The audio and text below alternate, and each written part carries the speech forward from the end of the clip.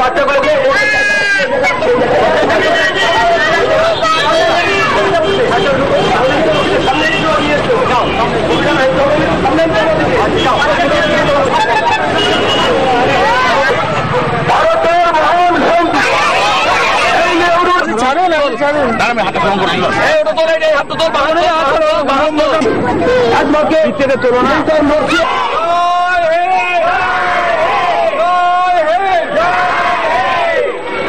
এবার এক এক করে আমাদের যারা কংগ্রেসের আমাদের পণ্ডিত জওহরলাল নেহরু 125তম জন্মদিন, স্বাধীন ভারতের প্রথম প্রধানমন্ত্রী এবং তিনি খুব বাচ্চাদের ভালোবাসতেন, যার জন্য আজকে শিশু দিবস হিসাবে পালন হয়।